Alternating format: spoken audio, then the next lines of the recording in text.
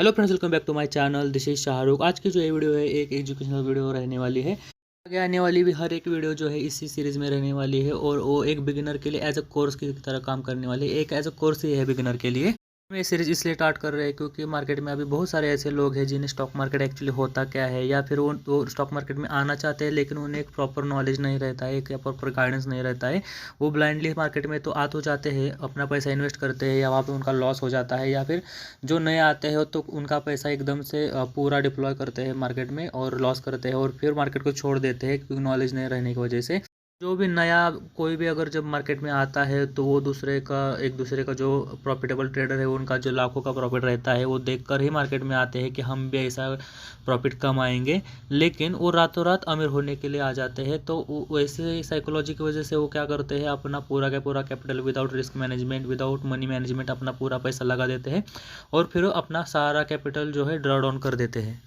अगर आप आजू बाजू के अपने किसी भी जो पुराने लोग हैं उनको पूछेंगे तो कि स्टॉक मार्केट में आप अगर उनके बोलोगे कि स्टॉक मार्केट में मैं इन्वेस्टमेंट कर रहा हूँ या फिर मैं ट्रेडिंग करने वाला हूँ, तो वो आपको कभी इनकरेज नहीं करेंगे। वो आपको कहेंगे कि मत कर, या फिर स्टॉक मार्केट एक गैम्बलिंग है, यही कहेंगे। क्योंकि बहुत से लोग क्या करते हैं विदाउट स्टडी जो स्टॉक मार्केट में आते हैं, क्योंकि स्टॉक मार्केट आप कोई भी काम कर लो as a business, stock market एक एज ए बिजनेस देखोगे तो आपके लिए एक प्रॉफिटेबल जर्नी है। लेकिन अगर आप इसको ब्लाइंडली अगर आप इन्वेस्ट करोगे, ब्लाइंडली कोई भी ट्रेड लोगे, तो आपके लिए एक गैम्बलिंग ही है। इसलिए अब यहाँ हमें क्या करना है कि यहाँ पे हम अभी इस सीरीज़ में क्या करने वाले हैं, हम धीरे धीरे जो मार्केट में नए लोग हैं उन्हें पता नहीं रहता है स्टॉक मार्केट क्या होता है, या कैसा बाइंग होता है, कैसा सेलिंग होता है एक्चुअली में, कैसे ट्रांजेक्शन होते हैं। तो हम धीरे धीरे इस सीरीज़ में क्या करने वाले हैं कि हम यही अभी लर्न करेंगे।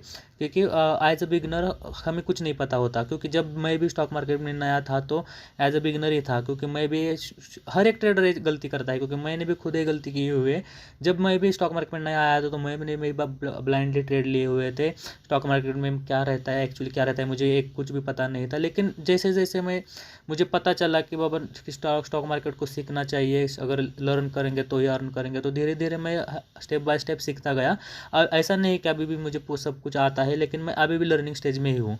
लेकिन जो मैंने फेस किए हैं प्रॉब्लम्स, वो अगर आप फेस ना करो, इसलिए हम ये सीरीज़ स्टार्ट कर रहे हैं। तो हम धीरे धीरे इसमें सीखेंगे, इस सीरीज़ में सीखेंगे कि हम स्टॉक मार्केट को कैसा लर्न करना है, प्राइजेक्शन कैसे देखनी है, स्टॉक कैसे मूव करते हैं, हमें कब स्विंग ट्रेड करना चाहिए, या फिर इंट्राडे करने के लिए हम क्या देखना चाहिए, क्या स्ट्रेटजी रहनी चाहिए, कौन सी स्ट्रेटजी वर्क करती है, या प्राइजेक्शन कैसा वर्क करता है। लॉन्ग टर्म इन्वेस्टिंग करने के लिए हमें क्या देखना ज़रूरी है, कौन से स्टॉक में हम इन्वेस्टिंग कर सकते हैं, इंट्राडे के लिए स्टॉक कैसा सिलेक्ट करें, और भी ऐसे बहुत सारी चीज़ हम इसमें धीरे धीरे सीखने वाले हैं। साइकोलॉजी के पॉइंट्स हो गए, बाद में मनी मैनेजमेंट हो गया, रिस्क मैनेजमेंट हो गया, कितने कैपिटल से हम ट्रेड कर सकते हैं, ये सभी चीज़ें हम जो है इस सीरीज़ में कवर करने वाले हैं धीरे धीरे आने वाले कुछ दिनों में। और ये वीडियो में मोस्टली सैटरडे संडे इस दौरान आ जाएगा, हफ्ते में से एक बार। और कैसा है, हमें अगर सीखना है पूरा, अगर हम डेडिकेशन देंगे तो ही हम स्टॉक मार्केट में लर्न कर सकते हैं और स्टॉक मार्केट में हम स्टे कर सकते हैं, टिक सकते हैं। नहीं तो स्टॉक मार्केट अगर हम हमारी साइकोलॉजी चेंज नहीं करेंगे, हम खुद में इम्प्रूवमेंट नहीं करेंगे, अगर हर कोई गलती से सीखता है, अगर आपको प्रॉफिट होगा तो आप कभी भी उस प्रॉफिट से आपको 1% भी प्रॉफिट कभी आपको सिखाएगा नहीं। क्योंकि जब भी प्रॉफिट होता है तो उसके पीछे हमें कुछ ऐसा इमोशनल नहीं रहता है। प्रॉफिट हो जाता है तो हम खुश रहते हैं, लेकिन जब भी लॉस हो जाता है तो लॉस क्यों हो गया, वो लॉस हमें हमेशा सिखाता है कि लॉस क्यों हो गया, हमने क्या गलती की थी। और जब भी लॉस होता है तो हमें इंप्रूवमेंट होती है। अब जो भी बिगिनर रहता है वो बिगिनर क्या करता है, 10,000 हो गया, 50,000 हो गया, 1 लाख हो गया, तो छोटा इन्वेस्टर हो गया, बड़ा कोई भी इन्वेस्टर हो, जो बिगिनर रहता है वो अपना जो भी कैपिटल्स हो गया, आप सेविंग्स हो गए, सब मार्केट में लाता है। और मार्केट में लाने के बाद में इंटरडे हो गया, इन्वेस्टमेंट हो गया, होल्डिंग के लिए हो गया, सब इन्वेस्टमेंट कर देता है। लेकिन साइकोलॉजी स्ट्रांग नहीं रहने की वजह से, या फिर कुछ पॉइंट पता नहीं रहने की वजह से वो टॉप में भी बाय करे तो नीचे लॉस होने पर वो एग्जिट हो जाता है। लेकिन मार्केट में उतार चढ़ाव वो सहन नहीं कर पाता है। की वजह से बहुत सारे लोगों की जॉब चली गई, तो उन्हें एक क्वेश्चन था कि अब मार्केट में अब घर चलाने के लिए पैसा कहाँ से कमाएंगे। तो बहुत सारे और लोग जो है, तो उसी टाइम वक्त पे बहुत सारे लोग जो है यहाँ पे स्टॉक मार्केट में आ चुके हैं। बहुत सारे नए भी ट्रेडर ऐसे हैं जो स्टॉक मार्केट में आ गए। अगर आप ये चार्ट भी देखोगे, टेक्निकल आप देखोगे, जब यहाँ पे मार्केट क्रैश हुआ कोरोना की वजह से, तो बहुत सारे ट्रेडर, बहुत सारे लोगों की जॉब यहाँ पे चली गई थी। कि कंपनियों ने अपने बहुत सारे एम्प्लॉयमेंट को निकाल दिया था। तो यहाँ पे मार्केट में एज ए इनकम सोर्स करके बहुत सारे ट्रेडर जो है, बहुत सारे जो इन्वेस्टर है यहाँ पे आ गए थे। और उन्होंने क्या किया, यहाँ पे मार्केट नीचे गिराया तो यहाँ पे ब्लाइंडली भी उन्होंने इन्वेस्टमेंट किया हुआ था। यहाँ पे ब्लाइंडली इन्वेस्टमेंट किया, लेकिन उनका क्या हुआ कि 1 साल, 1 डेढ़ 2 साल में उनका पैसा डबल से भी ज़्यादा हो गया है अभी। तो उनको बॉटम बैंक, एक्चुअली में बॉटम बैंक मिल चुका था। तो वहाँ पे उनको डायरेक्टली ब्लाइंडली यहाँ पे इन्वेस्टमेंट करने की वजह से भी, आप यहाँ पर रिलायंस देखोगे तो रिलायंस में भी आपको अच्छे से समझ में आएगा कि रिलायंस जब कोविड में गिरा हुआ था, तो कोविड में रिलायंस तकरीबन एक 800 के आसपास मिल रहा था। लेकिन जिन जिन इन्वेस्टर ने भी 800 के भाव पे हो गया, 1000 के, 1200 के भाव पे, 1600 के भाव पे जब ब्लाइंडली इन्वेस्टमेंट किया, जो बिगिनर थे, नए मार्केट में आए हुए थे लोग, तो उन्होंने वहाँ पे इन्वेस्टमेंट करने के बाद में उनको नो डाउट अभी उनका अकाउंट जो है, उनकी जो इन्वेस्टमेंट है वो डबल से भी ज़्यादा हो चुकी है। और अभी जो है नए ट्रेडर क्या कर रहे हैं कि हमें बस मौका चाहिए, हम पैसा लेके बैठे हैं, क्योंकि उनके ऑलरेडी ब्लाइंडली उन्हें पैसा मिल चुका है मार्केट में अभी। तो वो बस तैयार है अभी मार्केट में पैसा लगाने के लिए। लेकिन अब आप से ठीक से सोचोगे तो जब मार्केट बॉटम में था, यहाँ पे बॉटम में रहने की वजह से मार्केट में एक्चुअली में सबको अच्छा खासा पैसा मिला, नो डाउट। लेकिन अब आप अगर ध्यान से देखोगे तो बॉटम बाइंग की वजह से पैसा मिला, ठीक है, लेकिन अब जब मार्केट टॉप को है अपने, तो टॉप पर रहने के बाद में आप यहाँ पे ब्लाइंडली आप इन्वेस्टमेंट कर सकते हो क्या? नहीं, क्योंकि यहाँ पे आने के बाद आपको टेक्निकल देखना पड़ेगा, फंडामेंटल देखना पड़ेगा, कहाँ पे बाइंग करना है वो देखना पड़ेगा। अब यहाँ पे ब्रेकआउट्स हो गए, वो सब सारी चीज़ें आपको देखनी पड़ने वाली है, और ये सारी चीज़ें सीखना मैंडेटरी है। बस ज़्यादा फंडामेंटल, क्योंकि मैं खुद ज़्यादा फंडामेंटल देखता नहीं हूँ, चार्ट ही सब कुछ बता देता है। और जो बिगिनर है, वो बिगिनर को चार्ट ट्रेडिंग भी नहीं आता, वो ब्लाइंडली इन्वेस्टमेंट कर देता है। या फिर किसी की टिप हो गई, किसी न्यूज़ चैनल में बताते हैं कि ये स्टॉक बाय कर लो, ये इंडेक्स में बाइंग कर लो, ऑप्शन बाइंग कर लो, लेकिन कहाँ पे एग्जिट होना है, क्या करना है, सेल कैसे लगाना है, वो नॉलेज रहना ज़रूरी रहता है हर ट्रेडर के लिए।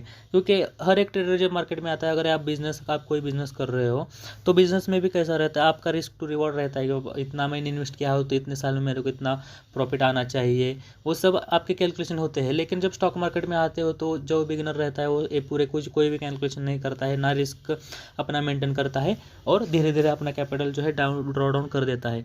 और अभी मार्केट में जब मार्केट अभी टॉप को है, अब मार्केट अभी बुलिश मोमेंटम में है, लेकिन इन्वेस्टमेंट ऐसा नहीं है कि मार्केट अभी इन्वेस्टमेंट आने वाले कुछ सालों में डबल हो जाएगा, या फिर इसलिए कहाँ पे भी इन्वेस्टमेंट कर दो।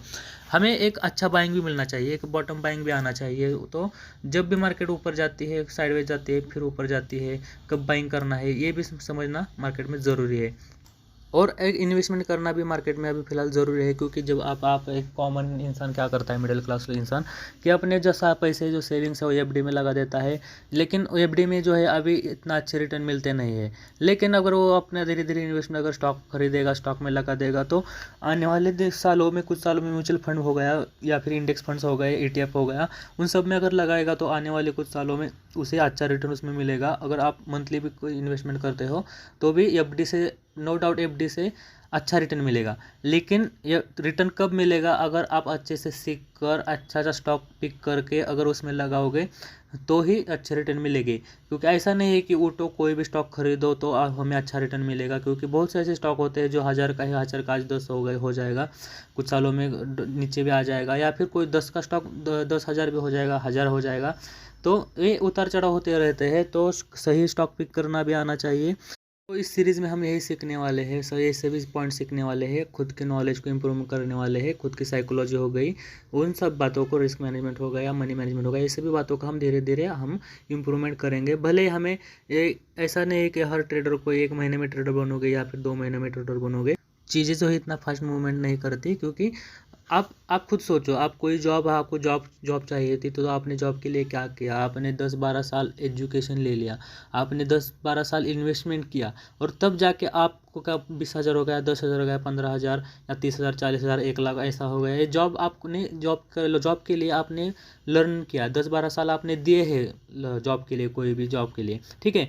और फिर तब जाके आपको जॉब लग गई, या फिर कोई भी बिज़नेस आपको खड़ा करना है, तो आपने बिज़नेस ऐसा रातों रात खड़ा नहीं होता है। आपने जब भी आपको कोई बिज़नेस करना था, तो आपने बिज़नेस के लिए कुछ इन्वेस्टमेंट किया है, कुछ टाइम पीरियड दिया है, उसे साल हो गया, 2 साल हो गया, उसके बाद में आपका बिज़नेस अच्छा चलने वाला है। तो स्टॉक मार्केट को भी एज ए बिज़नेस ही देखना है। जब भी आप इसमें आ रहे हो तो लर्निंग के लिए वक्त दो, भले 4 महीना लगेगा, 1 साल लगेगा, 2 साल लगेगा, लेकिन इम्प्रूवमेंट होगी। डेफिनेटली इम्प्रूवमेंट होगी। बस खुद को लर्निंग के लिए टाइम दो, धीरे धीरे धीरे अगर आप सीखोगे तो डेफिनेटली इससे स्टॉक मार्केट से बढ़िया कोई बिजनेस नहीं है। बहुत इसमें अगर आप ठीक से सीखोगे तो इसमें डेफिनेटली बहुत पैसा है। और बस सीखना है और साइकोलॉजी को इम्प्रूवमेंट करना है, अपने जो नॉलेज को कैसा इंप्लीमेंट करना है वो भी ज़रूरी है। अगर आप सीखोगे, हर एक बात सीखोगे, आप स्टॉक मार्केट क्या होता है वो सीखोगे, कब एंट्री लेनी है सीखोगे, कब एग्जिट करना है वो सीखोगे, स्टॉक कैसा पिक करना है वो सब बात आप सीखोगे।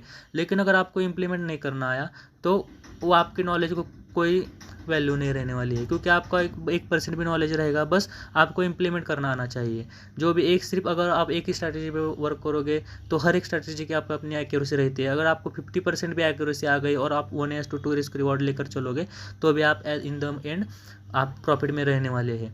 आई होप ऐसे पॉइंट आपको समझ में आ गए होंगे। अगर आप भी स्टॉक मार्केट सीखना चाहते हो और इस कोर्स से आपको अगर कुछ फ़ायदा होने वाला रहेगा तो इस कोर्स को ज़रूर डेफिनेटली देखना और अपने फ्रेंड्स को भी और फैमिली में भी शेयर करना, और इस चैनल को सब्सक्राइब करना तो मत भूलना फ्रेंड्स। अभी के लिए इतना ही, थैंक यू।